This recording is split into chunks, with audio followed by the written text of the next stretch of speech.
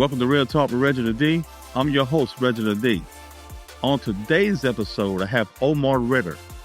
Omar is a decorated U.S. Army veteran, finance executive, and a mental health advocate whose life story bridges the worlds of military service, corporate leadership, and personal resilience. Welcome to the show, Omar. Hey, Reginald, thank you for having me on. I'm excited to be here today to talk with you and your fan base here, for sure. Thank you. Yeah, thank you. Thank you so much. So, Omar, let me start out like this. Tell us a little bit about where you grew up and what your childhood was like and what shaped the man you are today. Yeah, so I was a military brat. And so I was actually born in Germany. My father was a career military soldier. So I lived to spend a lot of time in Germany growing up. My parents got divorced, ended up in Charleston, South Carolina. So I was about 10 years old, and that was with my mom. And then with my dad until I graduated from high school, right? And so when I went to high school, I went to 5 different high schools, Reginald, if you can believe that.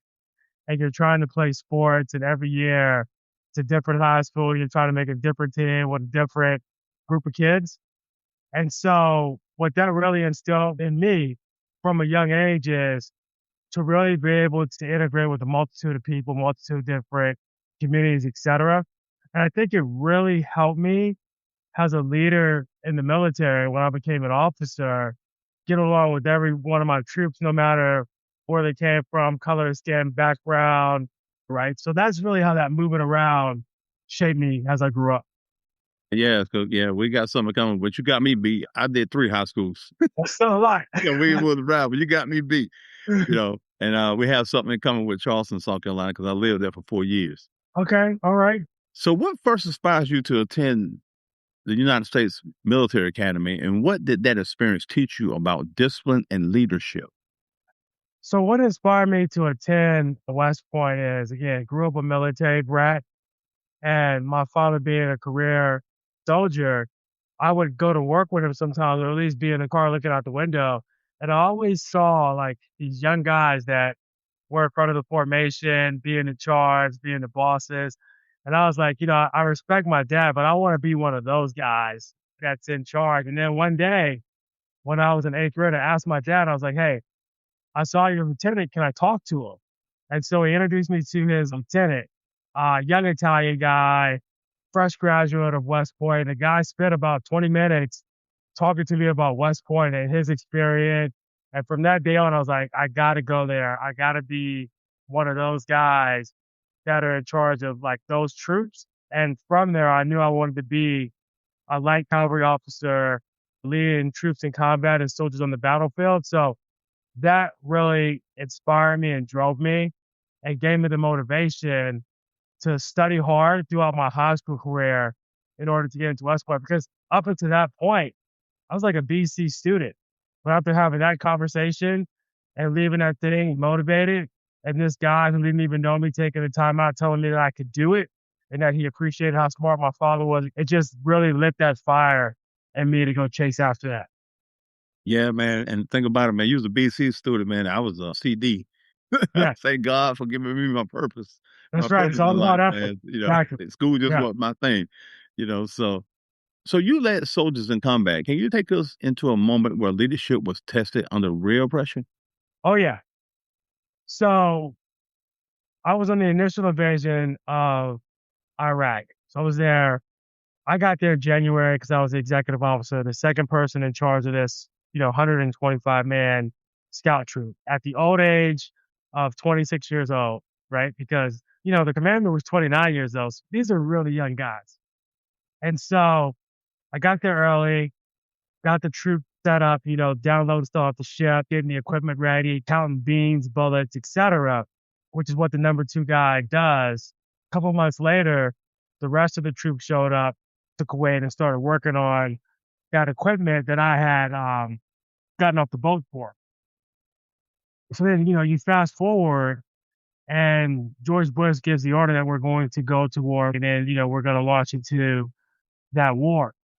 And so when the war first started, us being scouts, we were some of the first people across the border from Kuwait to Iraq. And so the first 3 days of the war, It was really like slow movement for us through the desert, not a lot of roads, just, some back winding little trails. We're at our scout vehicles, just making sure everything's clear for the tanks, mines. Now, mind you, we had just come back from a peacekeeping mission in Kosovo about 18 months before. And so our mind, at least mine was, still on the peacekeeping mission and how things went over there, throwing kids candy, everybody happy for you to be there. So when we first started down this road in Iraq the first couple of days, people were glad to see us, man. Like we're throwing out candy to kids, we're waving. I was like the stuff you see when you see what happens when the US freed France, right? Everybody's running up, they're happy. But on like day 4 or 5, my commander comes to me and he says, okay, XO, we're going to be entering some hostile territory. That's what military intelligence is telling us. We're going to have to go clear these 2 routes. And clear means go try to find an enemy on these couple of routes. One was Route Red and Route 1 was Route Black. It's a nickname for it. So he says, I'm going to take Route Red because that's where the enemy is expected. XL, you take the remnants of the troop and you go down Route Black. I don't expect there to be much, enemy on the way. Well, you know that military intelligence is sometimes an oxymoron. And so, unbeknownst to me, Route Black, the route that I had was the hot route. And so I had the backup guys, right?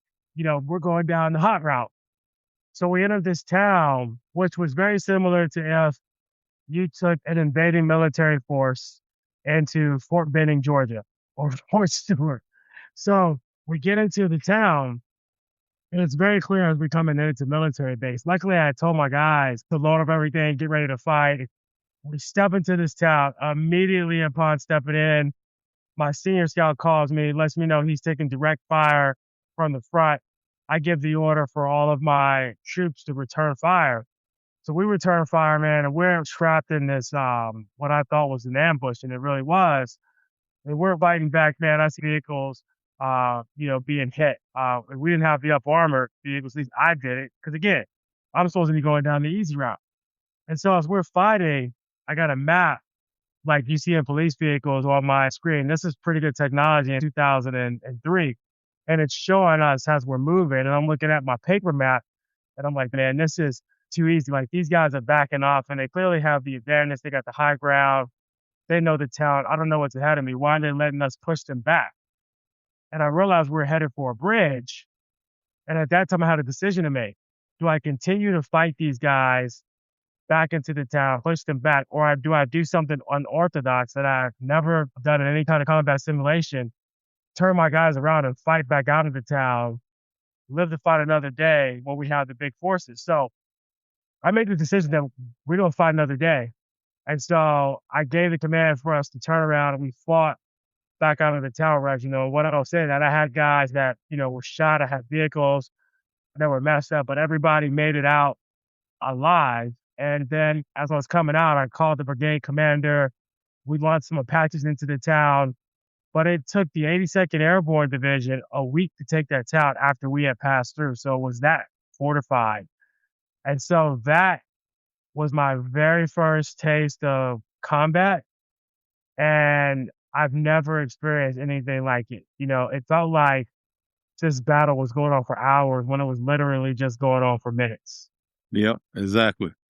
So you went from the military to major institutions like JP Morgan, Chase, and Wells Fargo. What was that transition really like mentally and emotionally?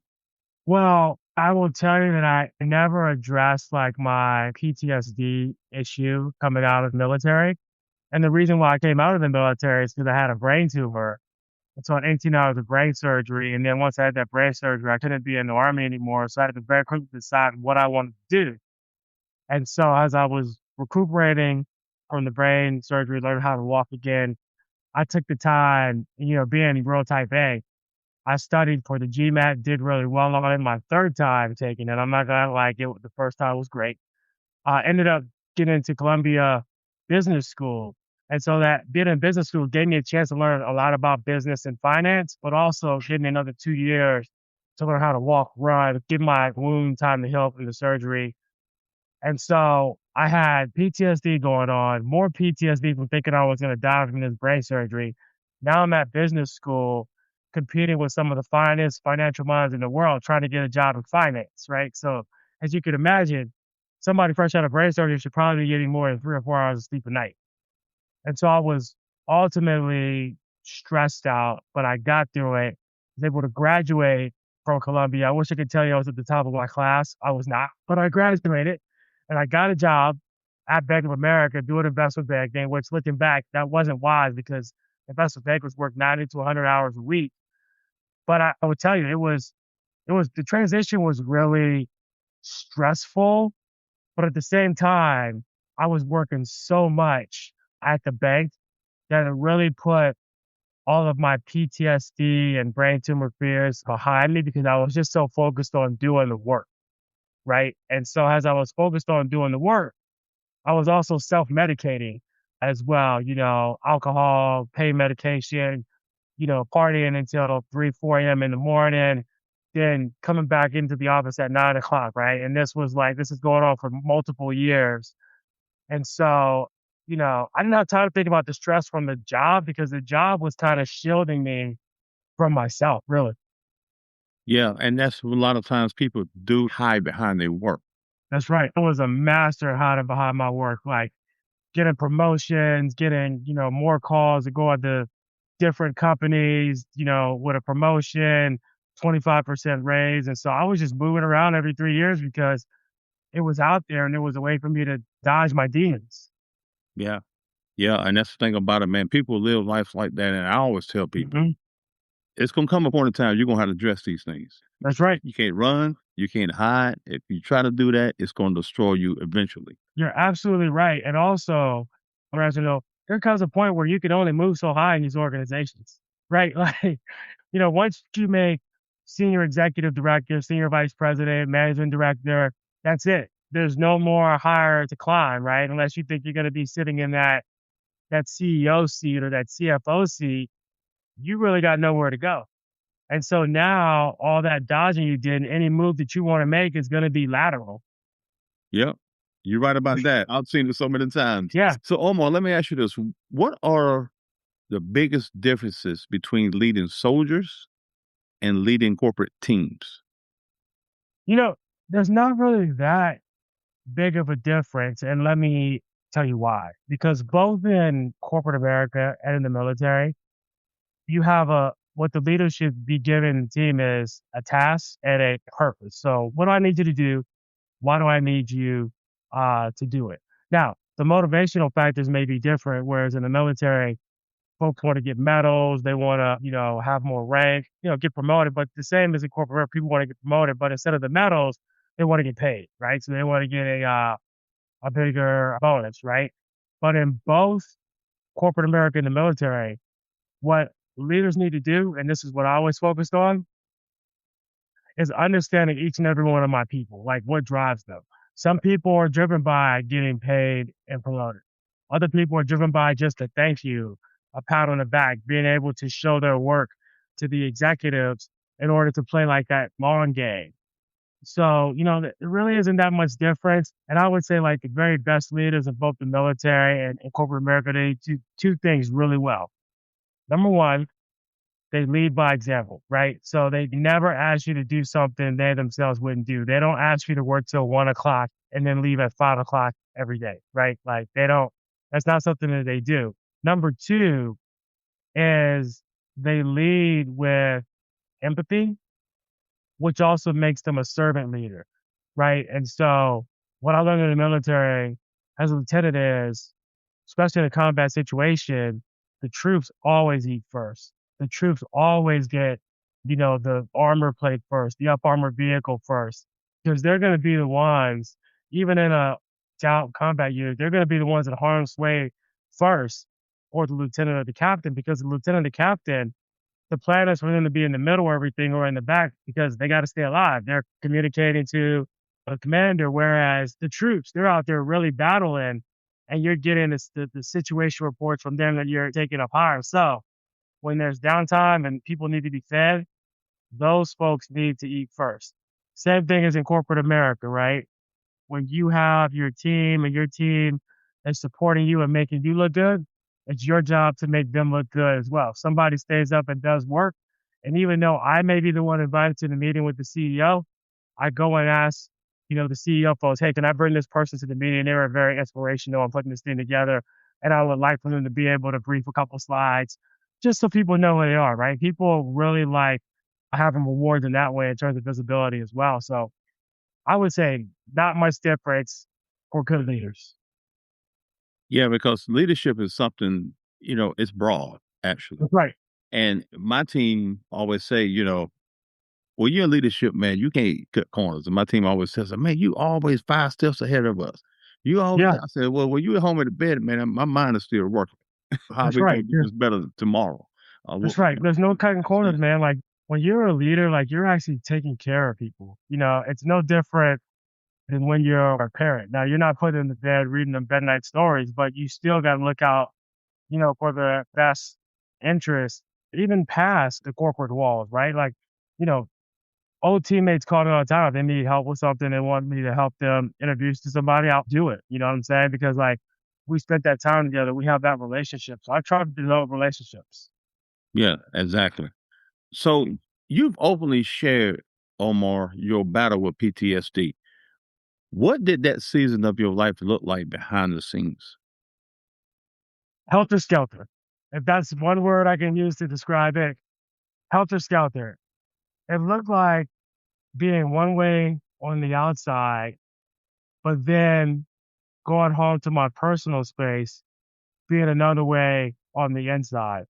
And so on the outside, very outgoing person, first to raise my hand, first to talk in a meeting, first to try to get some good points across the goal line for my peers, bosses, team. And then I go home and I'm like, man, am I good enough? Should I actually be here today? Why haven't I achieved these other things that some of my really, really elite friends have achieved? Like, is it worth it for me to be around and keep trying to do this thing? Would I be better off just taking my own life? Right? Let me have this half a bottle of vodka tonight because this is gonna make me feel good. Let me just go out and party 3, 4 days a week, right? So all these things to avoid the thoughts that were in my head when I was just sitting at home by myself, you know? And this went on for 15, 20 years. Yeah, and that's one of those things, man. And I've had questions, and maybe you can answer this for me. It probably has changed Mhm.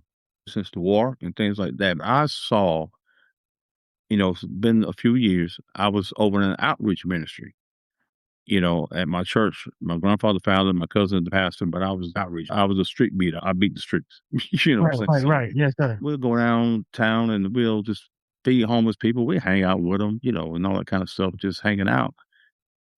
And I saw so many, I never knew this, so many veterans that were homeless, Mhm. especially Vietnam.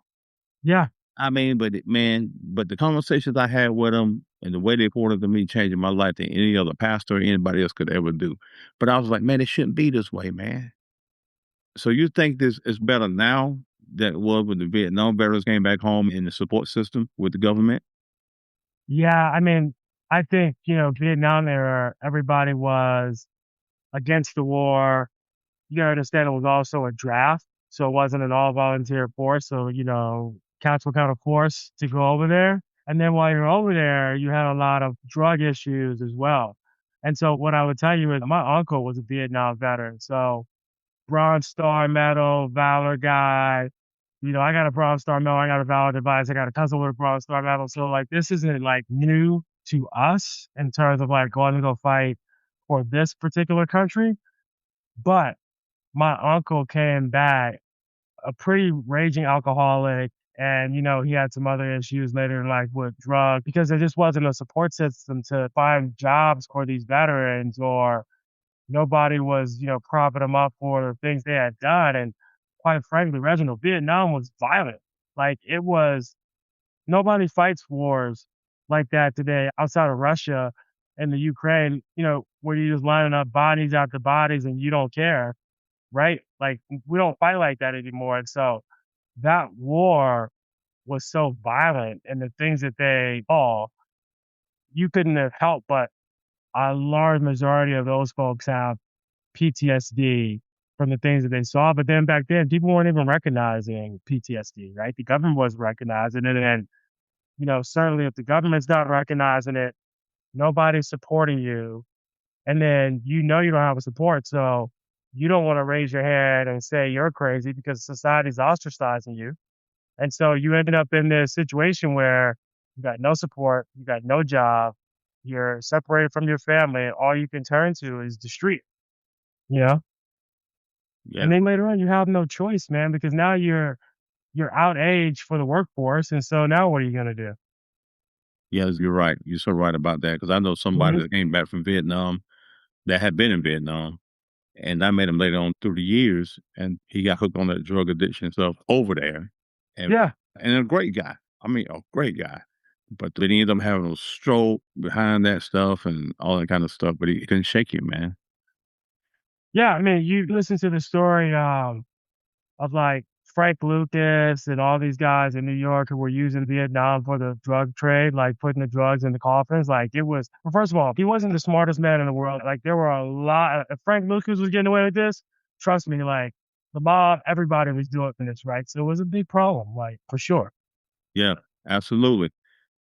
So, Omar, after going through an 18-hour brain surgery, how did that experience change your perspective on life and purpose? I used to think that I was invincible, right? And so I used to think I was invincible. I had this brain surgery when I was 27 years old. And before I had this surgery, and I talk about it in my book, I had to sign some waivers, some legal documents, leaving the things that I had on this earth behind to other people, right? So a lot of people don't write a will at 26, 27 years old, but I certainly wrote a will. And on top of that, the document said, there's a chance that you might not live through this surgery. There's a chance when you get out of the surgery, you might not be able to walk. There's a chance you might not be able to talk. And so when I woke up from the surgery, first of all, I was blessed, thank God. I was extremely blessed to be alive, but I did lose the hearing in my left ear.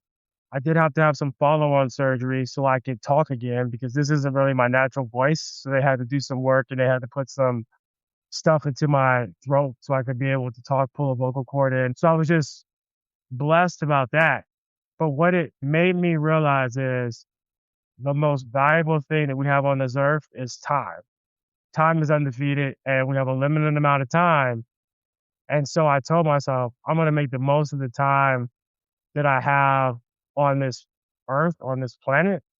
But at the same time, I still had demons that I needed to address that I still wasn't ready to address even at that point in time. Yeah. And you hit it right on the head, man. Time is the most essential thing that we have, and we have Mhm. to do the best we can do with the time. Because you don't ever That's want to right. go back over your life and be like, man, I should have did this. Why did I ain't pursue this? Why did I pursue this? Right. When you land in the bed in your last hour, you know what I'm saying? So, Yep. so you talk about redefining strength. What does real strength look like to you today? So will strength looks like answering your demons, right? That's number one. It looks like not trying to be tough in the face of adversity that's actually going to drive you into the abyss. So when I think about PTSD or other mental health issues, I really like to liken it and compare it to an airplane. And, the body is the airplane, the brain is the cockpit, right? So everything that's important going on in that brain, like the heart is the engine, but that cockpit is where you do all the steering at, right? And so if you have that plane and you're not defending your cockpit and you haven't put on bolted on doors, everybody's trained in security, what can happen is a terrorist, PTSD, mental health issues, can kick in that door to your cockpit and crash your plane. And once they get in there, there's not much you could do about it. Once they're in there, once they get to that point where they're sitting behind that seat steering your plane, they can crash it wherever they like to crash it. And so what I like to think about when I'm making this comparison is United Flight 93. It was the one plane from September 11th, 2001 that did not make it to the target. And the thing that separated this plane from the other planes is the passengers knew that there was an issue. And so they got together and they decided to help the pilots of that plane fight back against those terrorists. And those heroes, 40 of them, ended up having that plane crash in the middle of Pennsylvania into a field, probably saving hundreds of lives in our nation's capital while putting their own lives up. So I tell people that because I liken it to, as the pilot of this cockpit, I can only do so much to save myself. But what I really needed to take me to that next level to really get the help I needed was some passengers that were saying, hey man, this plane is flying weird. Like, let us help you out and get this thing back on track. Right. And so that is what has saved my life, is having those other passengers that aren't steering my plane, but helping point me in the right direction to go get that help I need. And that's why I think mental health is such an important conversation with the community. If you see signs, say something, like help a person out. Like, I'm not saying you have to physically go to the therapist with them, but what I am saying is a lot of times people are like, oh man, that guy Omar is gone. He was so cool. I was having a conversation with him a month ago. I wish I would have asked him the question. Okay, well, that doesn't do any good. The guy's 6 feet under now. He had a strinner already. But what are you going to do the next time around? Right? Have that conversation. Let them know that it's a conversation that shouldn't be so personal as we try to take care of one another. That's it. That's it. So, for someone listening right now who feels overwhelmed with things, what's the first step they should actually take when they're battling with something? The first step that they should take when they're battling with something is, pick up the phone and call someone. And I'm not saying you have to call somebody that you even actually know. I mean, in my book, on some of the pages in my book, I actually share different free hotlines that folks can call as they're battling through mental health issues like PTSD, anxiety. Just get on the phone with somebody and have a conversation, right? Now, you can do that for free. Also, for folks that work at, large organizations, they have employee wellness programs where you're already paying into the ability to talk to a therapist for free privately. It's already on your dime. Whether you do it or not, you're still going to pay for it. And so take advantage of those wellness programs at your company, right? So I gave you 2 free ways to do it for folks. And then through both instances, if it's found that you really need help, there's all kinds of programs out there to get you that help. But here's the deal, Reginald, it doesn't matter. I could make up 1,500 programs, nonprofits, they're all great. But if the person who's having the issue never raises their hand, then the programs are worthless. Yep, exactly. Yep. You got to own it and you got to understand it and you got to accept it. This is who I am. This is what I need. That's Until right. you put your work in, it's not going to work. Nothing's going to happen. Yeah. So, Omar, let's go back to your book. Can you tell us about your book, West Point to Wall Street? Yeah, my book, West Point to Wall Street, with the subtitle, My Journey to Mental Wellness, it really goes through my life and some of the things that, have caused me to have anxiety and various different mental health issues, right? It's not although I talk about going to Iraq, I also talk about working in corporate America. I also talk about growing up, going to 5 different high schools, family dynamics, all of these things that people don't really think about that could add, pressure to them throughout their lives that they're not even realizing. So, for example, one of my earliest stressors was, I just really wanted to join the Boy Scouts growing up. And I lived in Charleston. So you can imagine at that point in time in the 70s, the early 80s when I was growing up, the Boy Scouts wasn't very matriculated. Like, there wasn't a lot of diversity in the Boy Scouts, right? That's Not right. in the low country. Not in the low country. So I remember I joined the Cub Scouts, man. And the kids in the Cub Scouts, right? The Caucasian kids in the Cub Scouts, they were cool, man. The parents were cool, whatever. But man, I fought it big time from all my family. Oh, you trying to be a white boy? You want to be this, that? Why you trying to go build cars? What's the matter with you? You can't blah. And so I say in the book, like, look, sometimes we do it to ourselves. Sometimes we do it to ourselves. And so we really have to look at what we're doing to children, little black boys, little black girls, when they're trying to have these great experiences because somebody gives them the opportunity. And then as a community, we're trying to shoot them down, right? And so that causes issues because you're too white to be at the black table and you're definitely too black to be at the white table. So it's like, where the heck do I go? And then all of a sudden you fast forward 30 years and because you liked a bunch of different things and you wanted to try a bunch of different things, you're now successful. And people are like, well, how did you get so successful? And it's like, man, because early on, I wanted to try different things. I wanted to think outside the box for myself. And we have to promote that more in the community.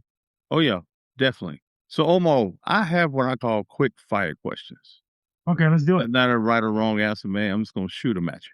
So, what's one word to describe your journey? Winding, a winding road.